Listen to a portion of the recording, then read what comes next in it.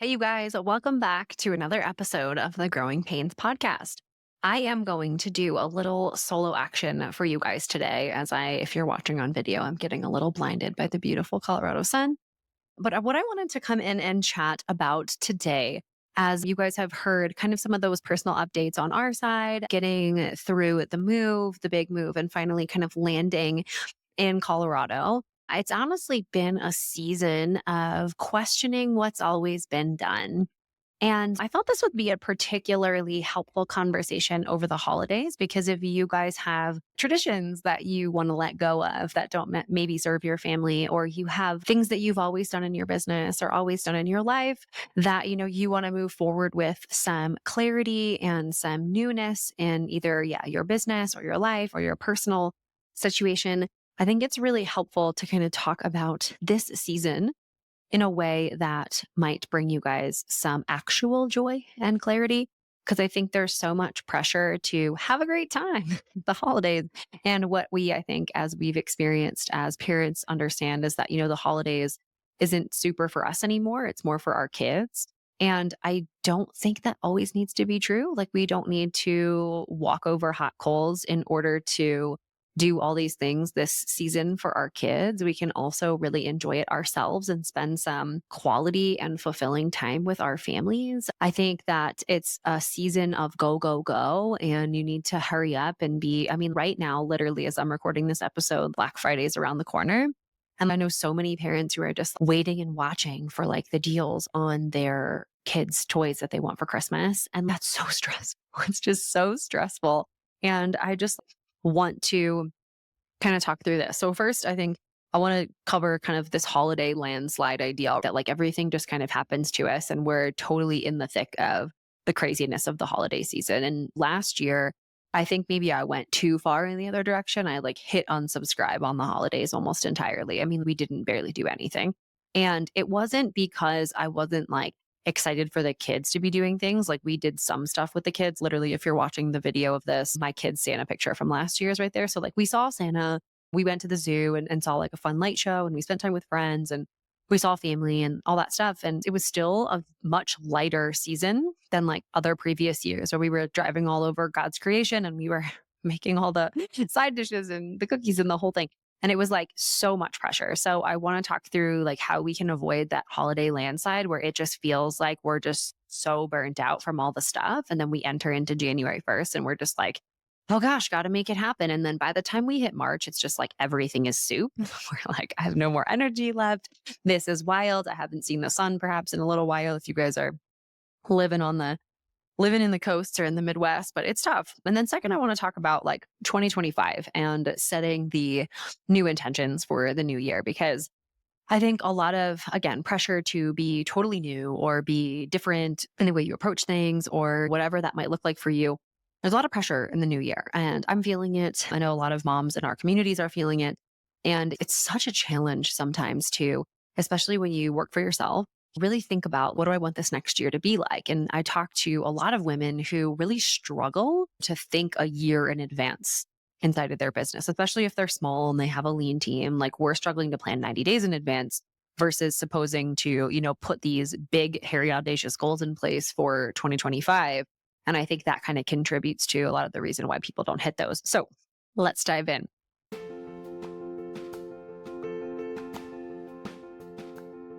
First and foremost, holiday landslide. I want to say that the year is not over. A lot of us, I'm sure, are feeling like, oh my God, we're in the holidays, or oh my gosh, we're almost in January, depending on when you're listening to this episode. There is still time. You have plenty of time, and there's no clock that restarts, like other than the one that we've all put on ourselves to track the days of the calendar and just be all on the same page.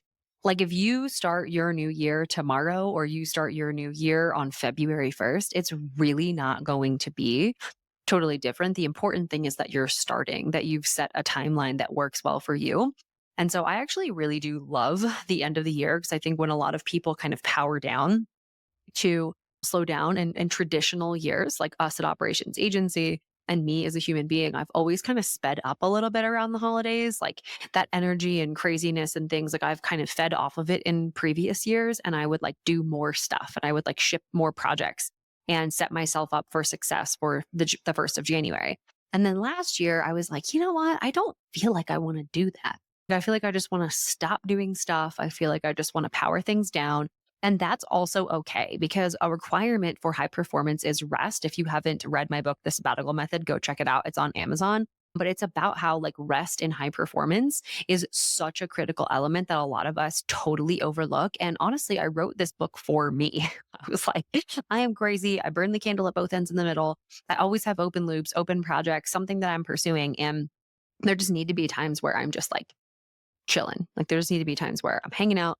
I have no expectation. I'm not trying to do a project or ship a thing or do something strategically or build a business relationship. I'm just like hanging out.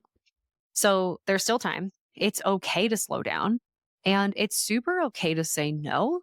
You can absolutely decide not to do some of the crazy holiday things if you do really want to slow down. I think that there's a lot of pressure to show up to all this stuff and to bring all of the side dishes and doll yourself up for the holidays and do all the stuff. But I think like maybe pursuing another option, and it doesn't need to be forever. Like last year, we did a really pared back Christmas. And like this year, I'm kind of feeling the holiday spirit. And so I'm going to slow down in my business so that we can like just soak in all the exciting time and do all the stuff around town in Colorado Springs because we're excited to be here. And I think that is important too, like giving yourself an opportunity to say, okay, the season of business that I'm in is that I'm going to slow down for a second, but the season of life that I'm in is really explorative and excited and feeling fun.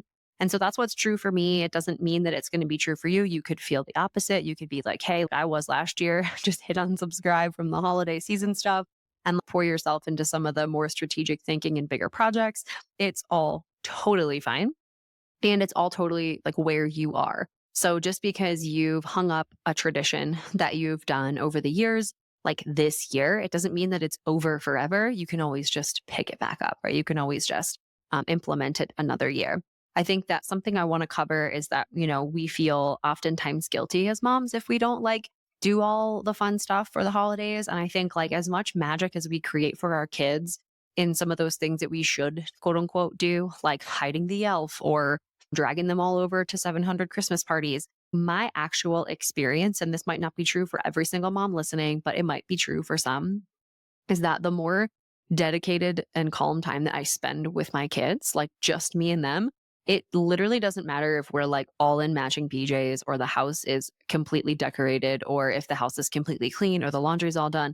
They literally just want to be with us. And I think the more I am kind of being seasoned in this parenthood journey, the more I realize that all those ancillary pressures that we put on ourselves are very self-inflicted. And it's really not our kids sitting here thinking that like they wish they did more for Christmas or they wish they had more toys.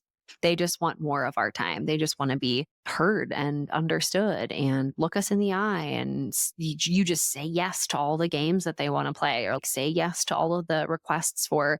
My kids are super into racing Hot Wheel cars on those tracks that they build. We're always racing together and I pick a car and then they pick a car and we see how far the cars can make it around the track. And it's just like an exciting time for them. And I think they love that I get excited about it. I think they really enjoy that time. And they ask me every time I walk downstairs after I'm working or like as soon as we get up in the morning, they're like, oh, can we do this?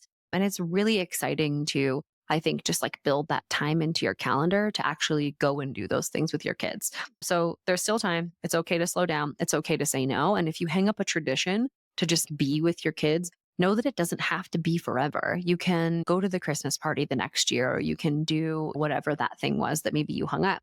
And it doesn't need to be a permanent shift. Okay, 2025, it's ahead. A lot of the differences in 2025, right? We've got a new president. If you are in the if you are in the United States and listening, lots of shifts and things. We're wondering what is going to happen with the economy. We're wondering what's going to happen with the real estate market. We're wondering what's going to happen with business funding. I mean, there's so many things. And I can totally empathize with the fact that it's tough to plan annual goals. I think that a lot of businesses that are in those like early stages of growth, call it like lower six figures or like mid six figures, it's hard to plan a full year in advance. And I've known this over the years of growing my team and operations agency. Like, we can really set out an annual plan or like an annual goal that we want to reach. But really, what we're talking about is like 90-day kind of sprints or 90-day projects. Not often enough in business, we talk about the actual challenges with painting a big picture vision because oftentimes we're kind of just like making it work as we go. And there is no shame in not knowing what the next 6 months is going to look like. I remember when we planned 2024 and we wrote all these fun things down that we wanted to do, and I still have everything that we've done. And there was a way that we thought it was all going to happen. And then we decided to move and we decided to kind of shorten the timeline on that. Like, we wanted to move in the fall. And then we were like, no, we just really want to move in the spring. And so it ended up shifting a lot of the timetable of how things happened. But it was actually really incredible when I was looking at some of those goals when we'd gotten to Colorado. I was like, actually, had we not made that shift to move, we wouldn't have hit the goals that we did set out, which we did hit a lot of them. And it's really incredible how like stuff just works out in the way that you maybe didn't even think it was going to work out. So, like for us, for example, one of our annual goals was he's prior military, so he loves to go shooting. He's big into target practice and he loves to be able to have that like skill set in his back pocket. And we just didn't really have anything like that in Pennsylvania. And so when we sat down to plan 2024 before we decided to move, the goal was for Steve to shoot more. And then we were going to go find him like a club or something that he could belong to where he could go make that happen. And it's so interesting because not only did we not do that in Pennsylvania, then we decided to move. And Steve now has an incredible membership community and a wonderful range just 4 minutes from our house now in Colorado Springs. And so that has significantly impacted what he's able to do. And I think, again, we would have never from the onset of 2024 thought that we were going to bite off this big project and do this big move. But like the net result was that we ended up achieving our goals. So don't feel poorly that you can't plan a year in advance or that you aren't sure what it's going to look like yet. I think a lot of times we really just need to figure out like what we want our life to look like and then reverse engineer what the business would need to look like from that standpoint. So like start with your time and your finances and the big projects and things that you're able to work on and then go from there, right? Like how much time do you want to spend working? How much money do you want to bring home from the business? And then what types of people or projects do you really want to be interfacing with on a day to day? And I think those three super important questions as you move into 2025 can help you kind of redefine some things, which I actually think is a really important piece of the next point I'd like to make, which is just because you've always done something does not mean you need to continue doing it. I'm in a big season of pruning back at operations agency and in a big growth season in master maternity leave and in our collective business after baby. And it's incredibly impactful to consider that I am for sure an operations expert. I have worked with 9-figure companies and sat in the board meetings and helped people rethink and restructure departments and hire capable teammates. I've built pretty much all the systems you can imagine. I've created policies and procedures and standards of operating, and I'm award-winning training program builder. And like that's my rap sheet. And just because I've done all that stuff doesn't mean I need to continue doing all that stuff. I think that there are, of course, elements of things I'm going to continue doing and that our firm operations agency will continue supporting with. But like we have offered so many different things over the years and I've done so many incredible projects. And just because I've always done it doesn't mean I need to continue doing it. And I think as a business owner, sometimes I was having a chat with one of my really good friends a couple weeks ago and I was like, hey, I'm thinking about pivoting to a new market. I'm really nervous. I'm really scared. And he was like, Ali, a lot of people aren't going to really notice. Like, they're not going to notice that you've decided to help a different market. And people are still going to try to work with you because they like you. And they're still going to try to work with you because they think that you can help them solve a problem. Or they're still going to work with you because they think that you're going to bring a fresh perspective or an expertise to the project. And I really appreciated him saying that because I think we put a lot of pressure on ourselves to maintain status quo and continue serving our market the way that we think is going to be most helpful. And like I've known women over the years who have shut down like big arms of their business, memberships, coaching programs. I mean, millions of dollars in refunds. Like it's incredible. And it was mostly because they were like, well, just because I've been doing this forever doesn't mean I need to continue doing it. And whatever I build next is going to be incredible, or I'll create a partnership with somebody who can serve these people in the way that they deserve to be served. And I think, especially if you're feeling like this season, like for us, it's a big, intense season of pruning, of asking ourselves, like, what is going on?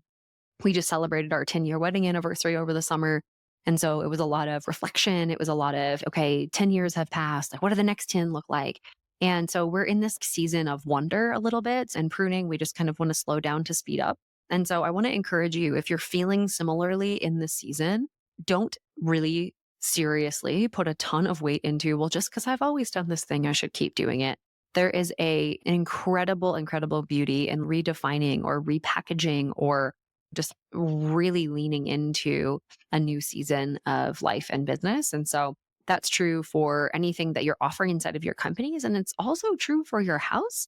Like I had a super real conversation with Steve when I got back from speaking at an industry event in Phoenix just recently. And I was like, hey, I want to spend more time with the kids.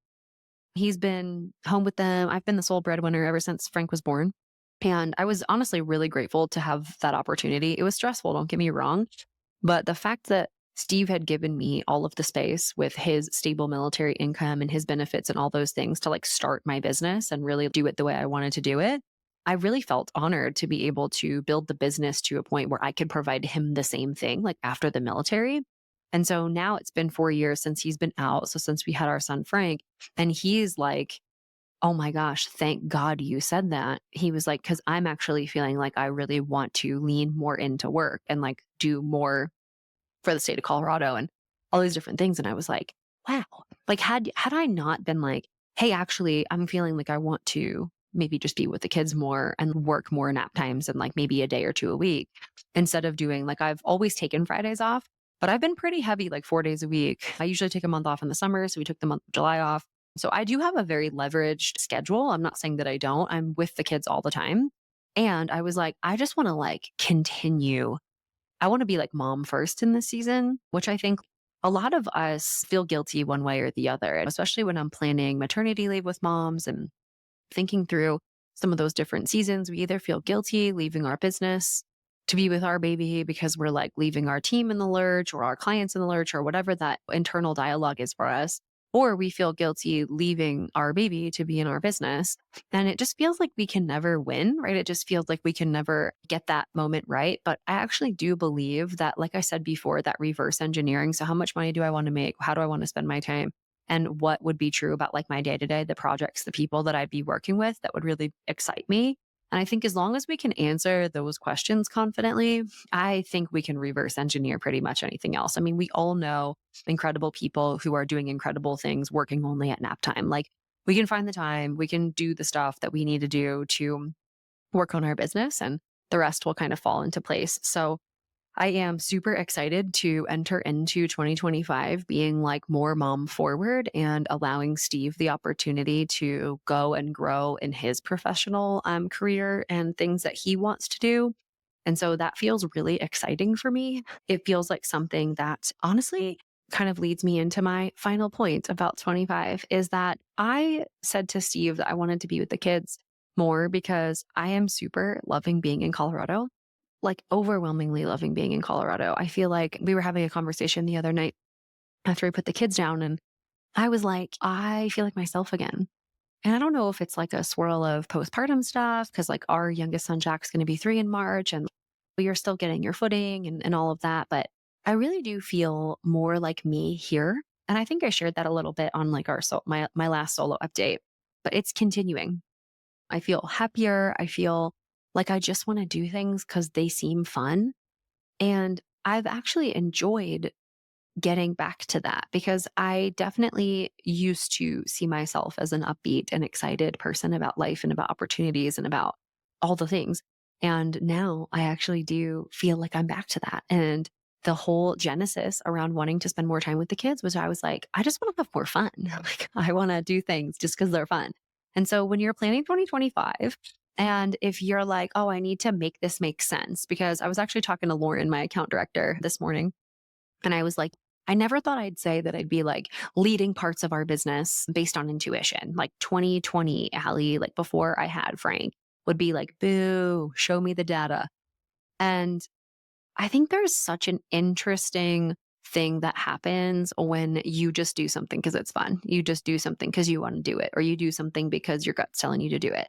And you can't quite quantify it, but there's like this incredible moment where you're like, oh, yeah, I'm just enjoying this. Like, this just feels like something I enjoy. And so when I'm talking about being with the kids, it's really purely from a place of I just want to have fun with them. I want to like explore our area and go do fun stuff and help them be excited and proud about the place that we've chosen to live as a family, and really move more into a season of being more mom forward. And I think that'll actually only help our business grow. I really do believe that. So stay tuned, stay subscribed to hear all the behind the scenes stuff from me on that. If we are not connected on Instagram, DM me at Allie Caffrey. I love shooting the breeze with moms who are running businesses and growing families at home. And we have a collective. It's a super intimate group. If you are wanting to get some more support surrounded by women like those that we've interviewed on the show, just shoot me a message. I answer all my DMs on Instagram because honestly, I just love being in there. Just shoot me a message and say, hey, I'm interested in your collective. Tell me more, or just connect in general. I would love to learn more about you and just connect because honestly, I do believe I started this podcast about 2.5 years ago because I felt so alone in the mompreneur, entrepreneur, business owner, like whatever, insert your insert your description here. I felt very alone. I had great friends and family who were supportive and emotionally available to me, but I didn't quite have that person who was going through the same things I was going through at the same times and ran a business and was sole income provider of our family and all the things, right? There's just so many different layers to this whole thing. And if you are looking for your tribe, if you're in a situation where you want to learn how to get some more leverage over your business, so like doing some of the things that I'm doing, which is like paring back my time, but not necessarily sacrificing business growth, this is the place for you. I think that I really want to empower women to have the business and the life that they desire and really not build a business that sucks the life out of you, because if it's not enjoyable to run, it's not enjoyable to sell, it's not enjoyable to pass down to your kids. And so if you want to make a lasting impact and actually leave something that is, an asset that somebody could take over, this is the way to do that. So I'd love to connect with you guys. And hey, listen, I hope you all have a wonderful holiday season. Don't be afraid to do the thing that feels best for your family, whether that's getting excited and doing all the fun Christmas activities, or whether that's just hanging in and cozying up and hanging out with your kiddos. There is no right way to do this thing called parenting and business ownership. There's 1,000 right ways, and maybe even more than that. And I plan to explore all of them here on the show with you guys. So thank you so much for tuning in. Connect with me on Instagram if you have not already. Just say what's up or ask me a little bit more about our collective. And of course, if you are planning a maternity leave from your business in 2025, we are best in the world at handing moms all the resources that they need to bond with their baby during that time. Hope you guys have an awesome day, and I'll see you next time.